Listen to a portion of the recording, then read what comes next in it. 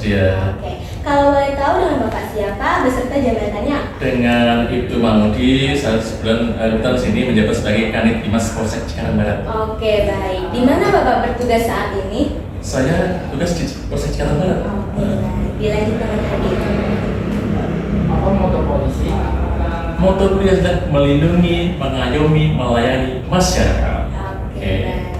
Apa saja tingkatan jabatan dari kepolisian mulai dari yang bawah sampai ke atas? Tingkatan jabatan kepolisian itu yaitu yang pertama di sini tingkat kecamatan ini namanya Kapolsek ya, di Kapolsek Cikarang Barat, kemudian Polres sama Kapolres, kemudian tingkat Polda, tingkat provinsi namanya Kapolda, kemudian tingkat nasional dari Kapolri. Oke. Mengapa Bapak ingin menjadi seorang polisi? Saya ingin menjadi polisi adalah polisi ini adalah tugasnya sangat mulia. Jadi polisi ini tugasnya itu bagaikan hamparan sajadah. Jadi apa saja semuanya penuh dengan pahala. Ya, karena tadi pagi-pagi Pak Polisi sudah terlatih ya supaya tidak ada kemacetan. Kemudian malam hari kita melaksanakan patroli ketika adik-adik tidur bubuk manis, kita melaksanakan patroli supaya Pak daerahnya aman dengan menggunakan lampu patrolinya yang biru itu memberikan suatu keteduhan ya agar aman ya. Kemudian ada orang kesusahan baik itu kriminal atau bahkan ibaratnya sosial, pasti insya Allah kita bantu. Apalagi kita sekarang ini punya program peduli kesehatan. Jadi kalau mungkin ada yang tetangganya ada disabilitas mungkin ya membutuhkan prosedur di samping kepada kami. Apa yang memotivasi Bapak untuk mengejar karir di bidang penegak hukum?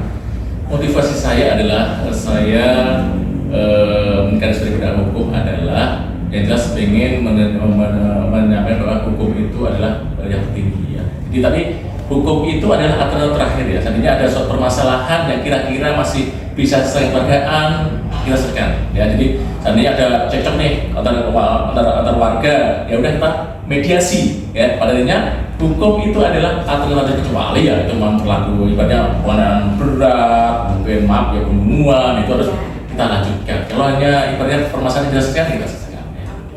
Pertanyaan selanjutnya, siapa yang bertanggung jawab di Kesatuan Polsek Cikarang Barat saat ini, Bapak? Yang bertanggung jawab di sini adalah Bapak Kapolsek Cikarang Barat. Bagaimana Bapak menangani masukan dan kritikan dari masyarakat? Kita khususnya Jakarta Polsek Barat atau mungkin saya dari unit Dimas ini sangat ibaratnya tidak anti daripada kritikan ya. Justru kritikan ini adalah membangun atau membuat kita menjadi sempurna. Kami memang tidak sempurna, tapi kami ingin menjadi sempurna. Ceritakan pengalaman ketika Anda harus membuat keputusan yang paling sulit. Ini terjadi 3 hari lalu, hari Rabu kemarin ya, ketika saya piket, saya ditelepon oleh warga bahwa ada pelaku pencurian diamankan di daerah Sukajaya. Tahu nggak Sukajaya? Daerah jauh dari sini kan. Ya, kemudian langsung saya respon, saya telepon pemberian tipasnya, ya pemberian saya karena memang rumahnya nggak jauh dari sana. Kemudian dia langsung ke lokasi, ya jangan sampai pelaku kejahatan ini dihakimi massa. Ya. Kemudian kami dari sini ibarat dengan teman-teman piket fungsi langsung ke arah lokasi yang lokasi cukup jauh, kita perjalanan aja memakan waktu sampai setengah jam perjalanannya kecil banget ya.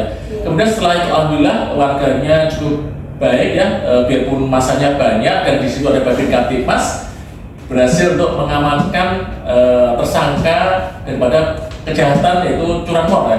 Kemudian setelah kita wawancarai dengan korbannya bahwa pencurian curanmor ini adanya di Suatani.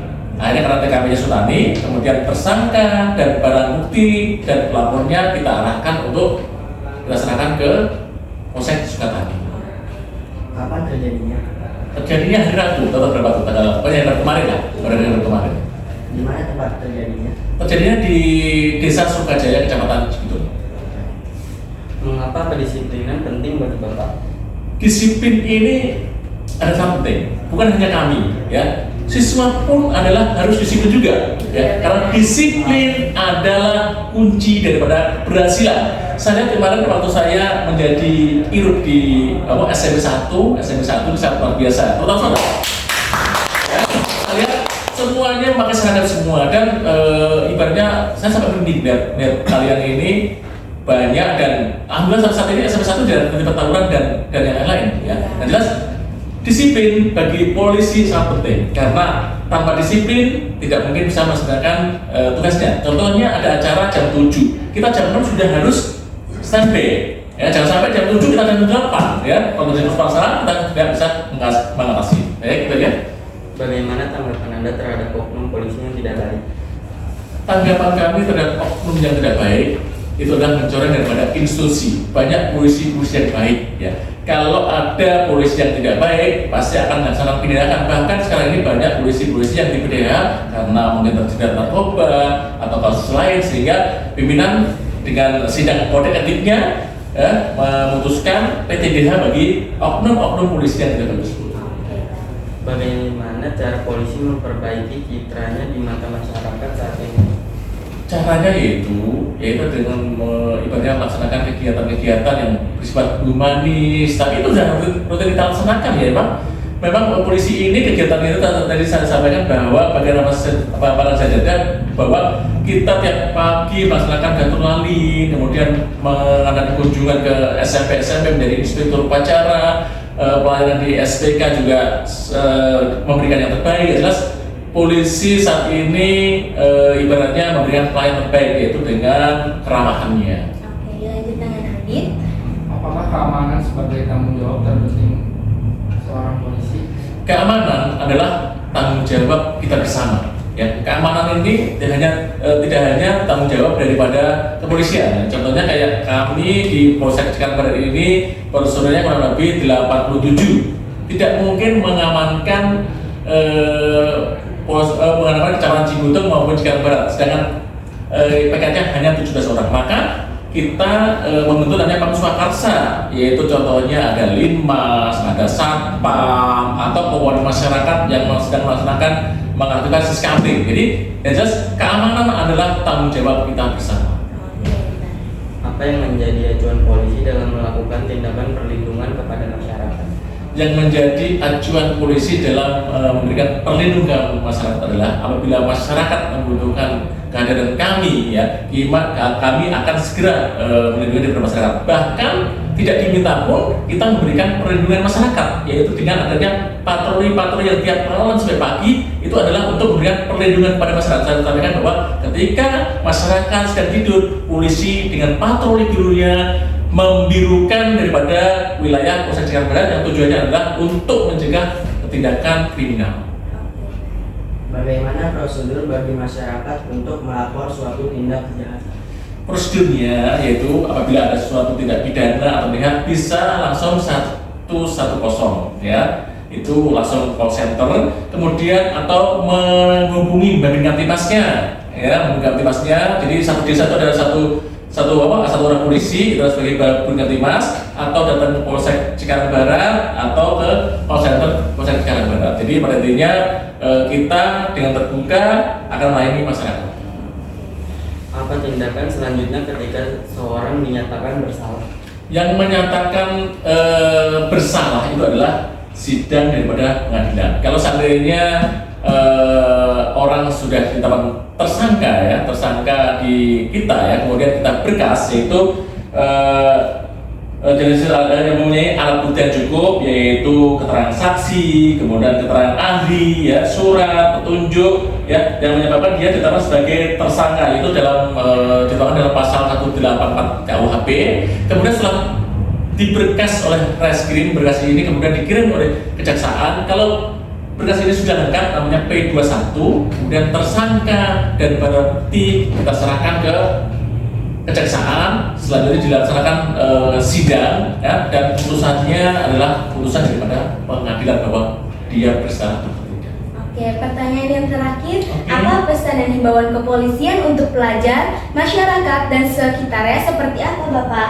Himbauan kepada masyarakat, ayo mari sama-sama kita ciptakan wilayah Cikarang Barat ini, Cikarang Barat atau Cibitung ini yang kondusif dengan peran aktif daripada masyarakat, yaitu baik Pamswakarsa maupun menghidupkan siskambling, ya. Kemudian untuk para pelajar, ya, jangan sampai terlibat daripada kenakalan daripada remaja ya. Contohnya adalah bullying ya. Bullying ini sangat menyedihkan. Jangan sesama teman ini dibully ya. Bullying adalah penindasan yang dilakukan oleh seseorang terhadap orang lain yang menyebabkan orang itu menderita baik fisik maupun psikis ya. Contohnya jangan temenin dia pencuri, itu namanya bullying. Ada begitu?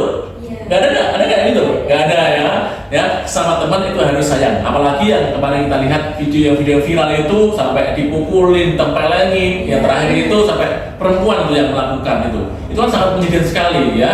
Yang kemarin kita lihat sendiri di tempat kita ini yang tidak jauh dari tempat kita juga ada bully yang menyebabkan sampai anaknya masuk rumah sakit dan pasang pen. Jangan sampai terjadi di tempat kita ya. Yang jelas adik-adik sebagai pelajar ya. Ibaratnya buat orang tuamu menangis, buat gurumu menangis karena prestasimu. Jangan buat bapak ibu guru menangis atau orang tua menangis karena kenakalannya. Oke. Terima kasih Bapak atas perkenan dan kesediaan waktunya untuk Pak Polisi telah memberikan kesempatan kepada kami untuk melakukan sedikit wawancara tentang profesi sebagai polisi. Menurut saya dan teman-teman saya, pertanyaan yang Bapak sudah jawab cukup membuat saya mengerti. Maka sekian dulu pertanyaan dari kami. Terima kasih untuk Pak Polisi atas waktu dan jawabannya. Sampai jumpa.